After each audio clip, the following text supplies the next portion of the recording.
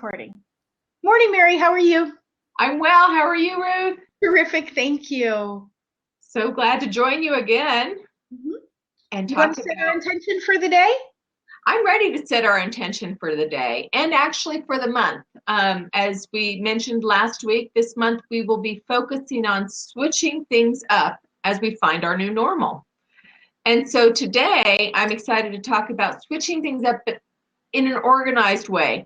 And we're talking about our organization and how we organize our lives so that we can live a better life and find a new normal. And we're going to you and I will bounce off 3 points. And I'm excited about that. We're going to talk about purging. We're going to talk about considering space and some of the tools and tips that you and I know of. Yeah. Perfect. Thank you. So, You want to start with a little bit of let's breathe our intention. I love doing that. Okay. All right. Cool. So whatever you're most comfortable with, get yourself comfortable. Close your eyes. Keep them open. Whatever works. And we're going to breathe in order.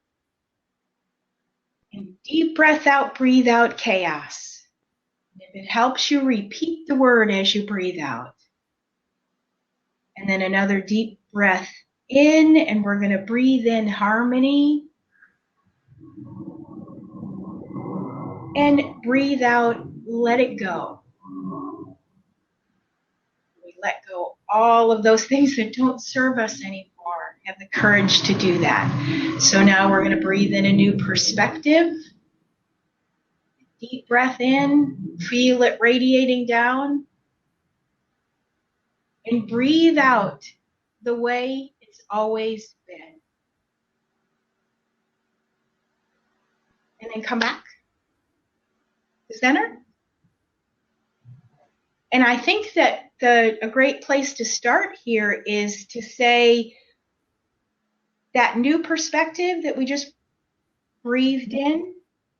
And as we breathed out all those things that we've always done. You know how when you think about organization, you say, this is the way I've always done it. It's always worked for me. It's always done this, this, this, and this. Well, life changes. Mm-hmm. So as life changes, we need to change with it. We need to change that perspective, change our point of view, and maybe make our lives run a little bit better. So absolutely.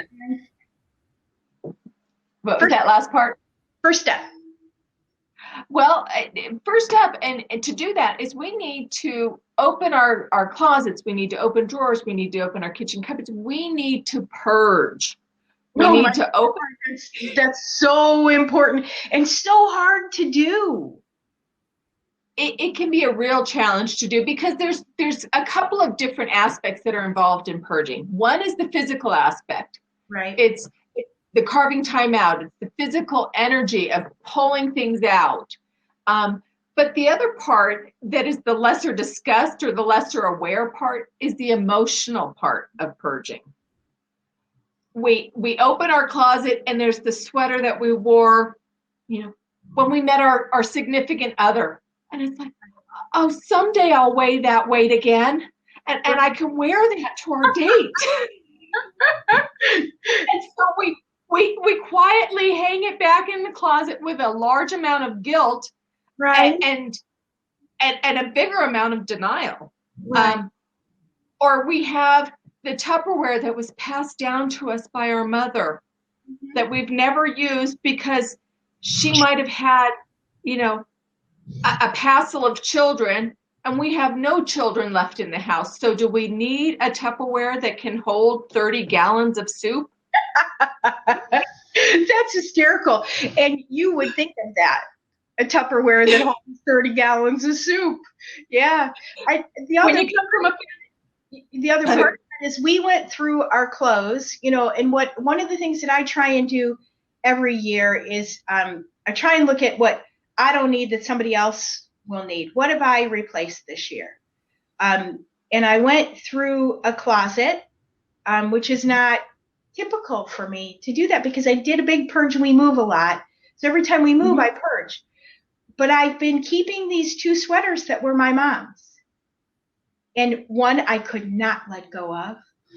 And the other, I had to find somebody I knew to give it to.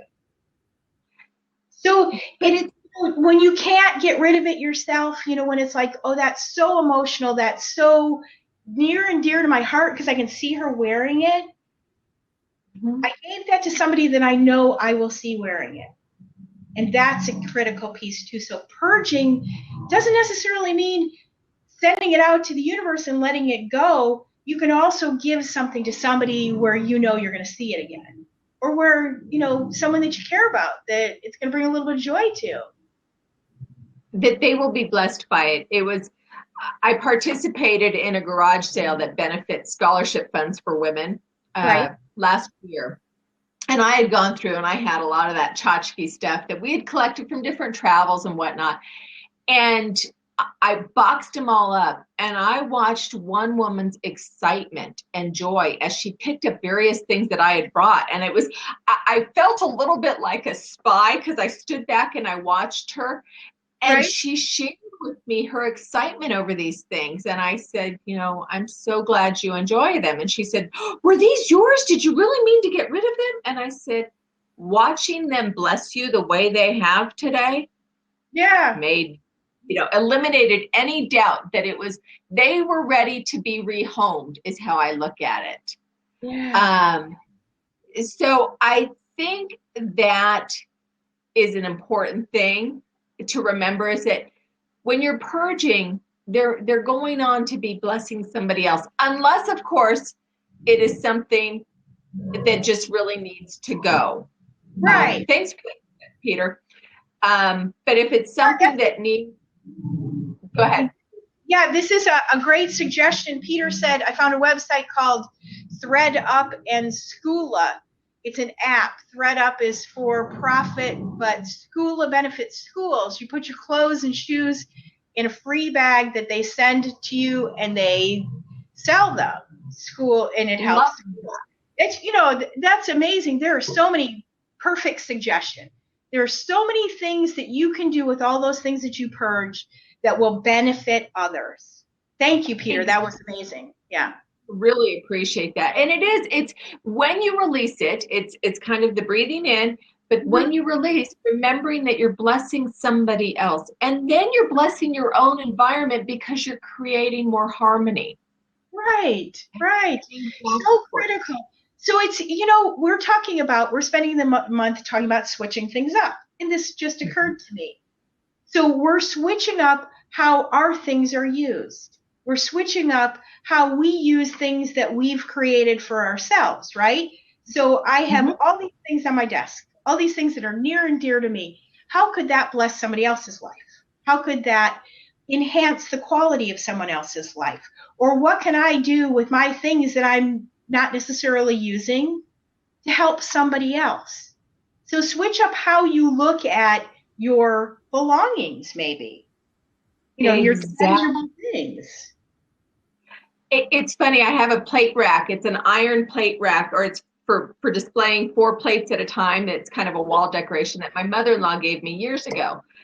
And that's just not kind of who I am. I don't display little plates of shoes or whatever on my walls. Right. And I appreciate it, but it was the emotional part of, how do I get rid of this? She's passed away, so there's this tug. I now use it to hang my cast iron pots, my pans that I do use. And so I took something that I had used and I repurposed it in a whole different way. And the plates can go on to bless somebody else. Yeah. But I have that part. So I think it is, when you mention the idea of looking at something and changing it up also. Right. So the point I want to make about purging also is, because the emotional time or the emotional toll can be a big part of it that's unrecognized, setting a timer for 90 minutes or 2 hours, your physical and emotional maximum. But I don't know about you, Ruth, or anybody else, but I know that I could pull out a whole closet with the intention of purging a whole closet in a day. And without a doubt, 3/4 of it ends up back in that closet because I can no longer make decisions past a certain time. Well, to that point, sometimes I have the best intentions of finishing laundry. and I dump it on my bed and I think, oh, I'll just fold it all. And it ends up back in the basket. So why would I think that I have the attention span to do something that's extra as opposed to new? I mean, as opposed to what I need to do to get through my day. And I think this brings us to the next point. Consider your time, consider your space.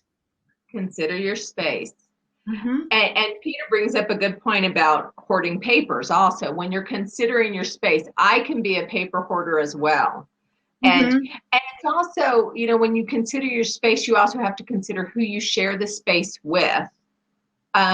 But when you consider your space, you have to look at it and say, how do I really use this space? What am I doing when I go to that cupboard? How do I use that cupboard? Or what do I need under the bathroom sink? What do I really need there? Do I need to have 3 hair dryers, 2 curling irons, and 15 gels that I've never used? No. Or some of us say, do I really need that hairbrush? Because I don't use those either. But I understand exactly what you're saying. Think about how you're currently using every inch of your space. Think about we've purged, right? Step 1 is to purge. Now, theoretically, we have all of this open space that we can use. What's the most productive way to use that space? Think about how you need it, how, as you say, someone that you live with needs it. And then think about how you spend your time during the day and how that rolls into the space. And let me give you a good example of that. I found that I spent entirely too much time looking for my shoes, my keys, my cell phone. Whether that was in the middle of brain injury or not, that's just part of life. Come in the door and drop things, and where the heck did they go? So every time we move to a new place, and we've moved a lot in the last couple of years, so when we move to a new place, I consider the space, and I think, okay, so where am I going to find my shoes tomorrow? Where am I going to find my keys tomorrow? Where am I going to find my cell phone? Establish spots where you can be comfortable in knowing that you're going to find what you need for that day. And I think that is such a critical point that you introduced me to after my brain injury, was the idea that whether it's inside my purse, put my keys back in the exact same place, or put my shoes in the exact same place. And I think it's also important that when we talk about how do we use that space, and again, communicating with the others that we share a space with, letting them know it's really important that my keys go here, or it's really important that, I manage all the finances in the house. Yeah, don't move my stuff because that's gonna be a point of frustration in my life. And who's that fallout gonna go on? Right or wrong, that's what happens. You can't find what you're looking for, and especially in that paper bag of brain injury, one thing like not finding your keys when you have an appointment can destroy the whole next 2 hours. It can cause an emotional situation that you could avoid just by considering your space. Just by saying, hey, I need this little bit of organization. It's not a crutch, it's a tool. And I think it also makes it more harmonious for everybody that lives in the space too. It is a tool. And I think also then, because when we lose something, it does become a cascading event in many ways. Yeah. Right. And as I call it in our house, it's you take a handful of M&Ms and you throw them all around so that everybody's hit by one at some point. I think the other thing is then getting people on board to share that with you as well. I know that the finances. So when my husband goes and he uses the debit card, he knows exactly where to put the receipt so that I can find them and reconcile the account. And it's the same all the time. So there are things like that I think are important. But I also think starting at a room, starting at the level of saying, how do I use this room? And then how do I use this space next to this, the chair here? Do I need extra storage for a magazine or my reading materials? Do I need, and how can I keep it decluttered so that I don't start collecting papers, magazines, all of those things again? Right. And I think another part of that is when we set things up, we set things up the way that it's useful and fits in our lives, we then take out that self-judgment, that thing that we always do. It's like, oh my God, I'm so messy, I'm so disorganized, blah, blah, blah. If you know what you're doing on your desk, for example, because we're both sitting at our desks, Mm-hmm. I know what I need on my right hand, I know what I need on my left hand. If I've organized that in a way that fits my life, that supports my life, that helps me be more productive, I'm less self-judgmental. Does that make sense? Absolutely, it does. Because I really do think, again, it's one of those cascading events that when we have too much that we're trying to deal with, right? Clutter around us clutters up here. I really, and so when we can have an environment where we can say, okay, this is what I need at my left side, this is what I'm going to use on the right side, and how can I put it all away so that I'm not shoving papers in? Because if I have to shove, it's not going to happen. Shoving leads to stacking, and stacking leads to frustration. Yeah, and that leads to losing things, and that leads to, to more tail chasing that creates frustration. That's not a healthy situation.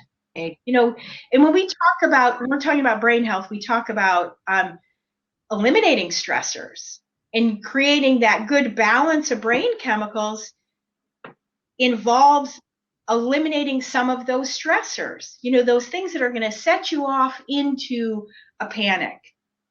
And it's crazy that the little things that will set us off into a panic, and we just need to acknowledge that. Not a flaw, it's just a fact. So I think we talked about consider your time, consider your space, consider your daily needs. Consider what's going to make me successful today, what's going to help me do the best I can, be in service the best I can, whatever your day is wrapped around. Mm-hmm. What's going to support me in that endeavor? I think that's a really good place, and this is where we can kind of talk about some of the tools and tips that you and I have learned as recovering new normals, recovering our new normal. Right. And I think right off the bat, the first place that I went to, which kind of surprised me actually, is having a space in my home that stays neat, that's somewhat sacred. And I know that may sound counterintuitive and impossible and all those other things, but I have a space. Where's your sacred space? Where's your sacred space that stays neat? It's the library. It's like upstairs. That one stays pretty neat, and that's where I go in and I feel a certain, I can breathe out. So a few things will cause my blood pressure to raise, like clutter everywhere in the house. And right. So if I have a place that I can go and just sit for a little bit and breathe, that's probably one of the best both tools and tips that I can offer. So designate a space. Designate a clutter-free zone, a place that doesn't, where you can go and you can retreat and you don't have to see the crap all over the place. Crap accumulates. We get mail and it accumulates. It breeds. Yeah. And it's ridiculous because mail's a great example. You think, oh, well, I'll go through this later. And I just did this the other day. I had a huge basket stacked with stuff that had come in over the holidays. Okay, no lie, probably 80% of it was just crap mail that went straight into the basket. I didn't need to look at it twice. I thought, why did I even keep this in my space? The recycle bin, right? Straight into the recycle. Into the recycle bin. Yep. it's, and those are not things, we were talking about purging a little bit ago. Those aren't things you can purge and repurpose to somebody else and that's just things that we don't need, things that nobody needs. Nobody needs that that catalog that is a conglomeration of all the other catalogs, all the the great finds catalogs and those kind of things. There are some that I keep, not a whole lot. Hello, Patricia. Good morning. There are all kinds of wonderful things that we do want to keep, but they need a place, and they need not to be in that clutter-free zone, even if it's really important to you. I think that's an important point to make. In your clutter-free zone, it's not, oh, this is where I'm going to put all these things that I want to look at later, or that are, that I care about, or whatever. It's that clutter-free means clutter-free, period. Keep it sacred. I think that's the best place you can clutter free your thoughts too, so that you can think about these different things that you need to. Do I organize a cupboard today? What do I have the strength to do? How do I need to manage my day? Which I think 10 minutes at a time. Yeah. 10 minutes at a time, just, small bites, manageable bites. I think that, that purging, the things that we've talked about before that lead up to tools and tips, that, purging, considering your space, designating a clutter-free zone, looking at your time and how much time you can spend on each task. I think that all of those things lead up to figuring out what fits in our busy lives, because I think about purging. You made this point earlier, set aside 90 minutes. I can set aside 10 minutes. If I've got to set aside 90 minutes, it's not going to get done. So do what you can, be realistic. Look at your life, you don't want to give anything up. You don't want to compromise other things. You just want to, develop these strategies that help you live better and work better and be able to thrive better. One of the things you talked about, things that we both learned during brain injury, one of the things I absolutely needed and relied on and used as a crutch and a tool when I was in the fog were what were actually called compensatory strategies. Managing the minutes of my day. Otherwise, it got out of my control. Or I'd forget. Or I'd start something and not remember to finish it. Right. So it's all of those different things that we need. You and I discussed this when we were talking about this topic earlier. We both started relying on electronics to organize things for us. I thought, I have this cool smartphone. Look at all these apps I've got. I've got a calendar. I've got I've got Evernote where I can keep all of my lists. Yep. It didn't happen, and it wasn't logical. And I ended up making lists on pieces of paper and losing them. So for me, this year, I'm back to this. There's mine. Yeah. And I'm going to still keep my phone, because my phone is always in my pocket. I'm still going to keep every single appointment on my phone. But it's not a good place for my notes. It doesn't work for me. It works beautifully for some people. It doesn't work for me. It's, it takes me 15 minutes less to write down something on a list than to figure out that's not the right word. Swipe didn't understand what I was saying. No, I didn't mean taxable. That's not the word that I was typing. I was typing text. Right. So that's kind of thing. It's correcting those electronic things. Yes, I'm very techie, but I don't type well on my phone. Well, and I know that. You brought up a really good point in there too, of saying what works for me. That's right. I did the same thing. I got this beautiful new phone and it's got a little pop-out stylus and everything. And I thought, this is it. And I found... Well, you have a pop-out stylus? How cool.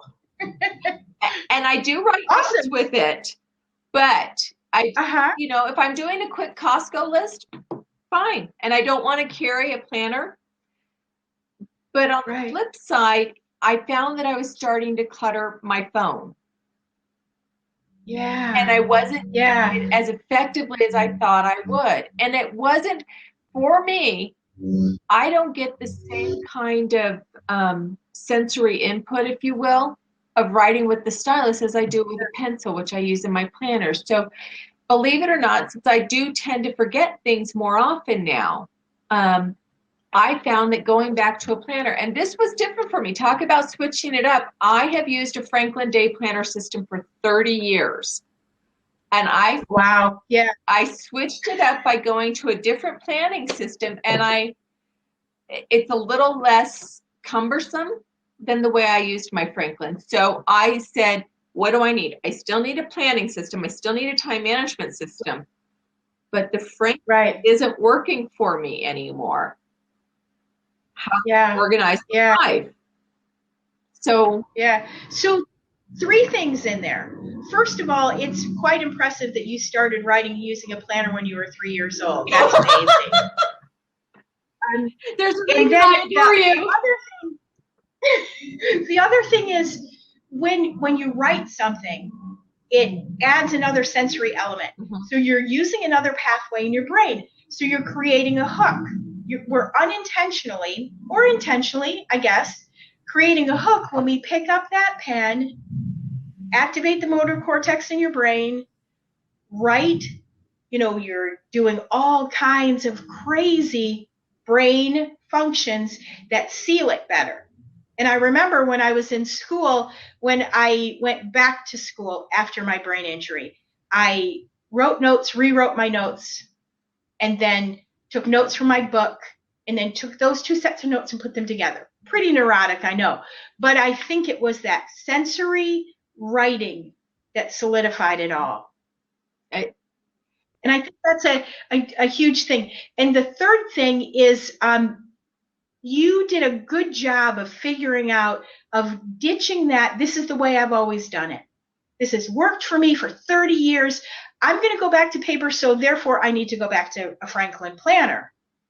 You figure out what's important to you, what you need. Somebody sent me this planner. It's done by someone who's in one of our writers groups. It's called Choices. And I think that's backwards on the screen, but and I'm embracing it. It talks about it has spotlight tasks, things that will bring me happiness, my top work priorities, my top personal priorities. It fits a little bit better with how I see my day. It also gives me enough space to write what I'm doing at 6 o'clock in the morning, 7 o'clock in the morning, all of those things. I'm missing a section for, general lists because it's a whole week. But, this is close. So you find things that are close, things that work, things you can modify. And here's a suggestion for you, because I was used to having my Franklin that had a full blank page for my list. Yeah. So I came up with these. They're little tabbed, lined Post-it notes. And what do you do with them? I use this for adding my little list that I need for a day, but I don't need to keep a record of. So you put it in the book. I put it in That's the book. Amazing. That's a good idea. Really good idea. So another tip for organization, especially with, when on days where it's hectic. We talk a lot about brain injury. However, you can hit that point when your brain's just really tired and you've had a hard brain day, whether that's emotional or you've worked really hard or you've thought really hard or you went on a 4-hour hike or whatever you did to cause that brain mush at the end of the day. You can lose track of things. You can have the most brilliant idea. I do this a lot. Find an app on your phone that's a recorder. Have it easily accessible. And when you don't feel like getting up and writing something down, or you're not in a place where that's convenient, pick up your phone, push record. The key is to go back and go through all those verbal notes, which sometimes I forget to do. But the other time that works is in the middle of the night. Mhm. Wake up in the middle of the night with a great idea. How do you not lose that idea? Right. That's, and you want to keep that in. It's something that you need to get through your day, or you need to push through, or whatever it is, or some stroke of brilliance that's going to change the world forever. You don't want to lose those ideas. Apps on your phone are a great way to manage that kind of stuff. It's like managing the calendar. Amazing. Because you can, phone's in my pocket. I get an alert when I need it. I can set an alarm.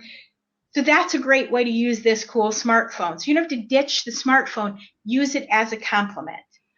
Use it as something that supports whatever else you're using as an overarching piece. And that's exactly how I like that idea too. And that's what I do, is that I do.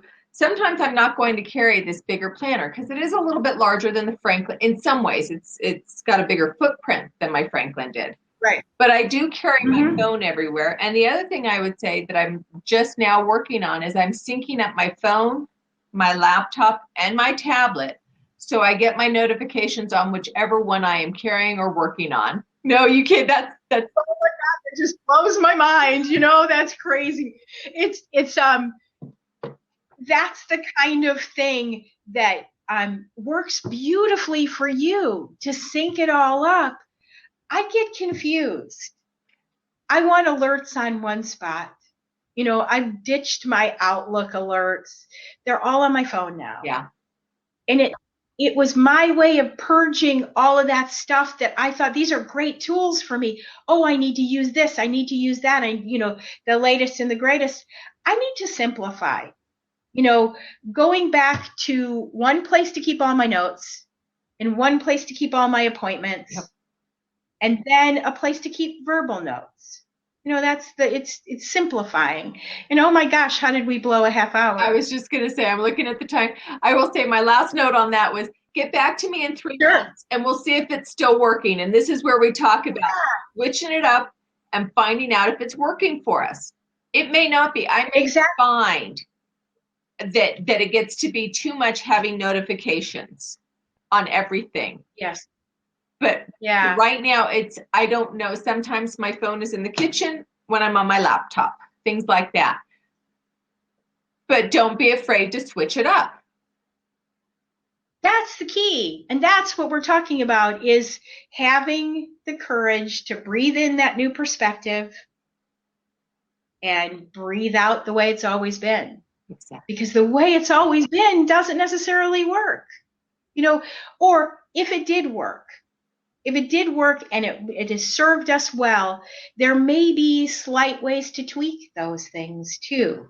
Like going back to paper for you did not mean going back to your Franklin planner. It meant going to a pared down piece, because Franklins were complicated and they were meant to be that way. Right. And it served me for a lot of years. Our lives change. Yeah, our lives change. We need to switch up our organization system to match our lives. Right? Exactly. And that's why next week, one of the best ways to talk about or to switch things up is in our exercise routine and how we stay fit both up here and in our bodies. Right. And I think, and I think about that topic and I think, oh God, we're beating that drum again, exercise, exercise, exercise. But we're really talking about health. We're talking about, and when you and I talk about health, huge piece of that is laughter. Huge. So, and a huge piece of that is music. And a huge piece of that is creativity. And a huge piece of that is interacting with your life and engaging in your life. So that's what we're going to do next week. Yeah. So let's finish on the note that we started. So let's do the same breathing exercise. You want to do that? Sounds great.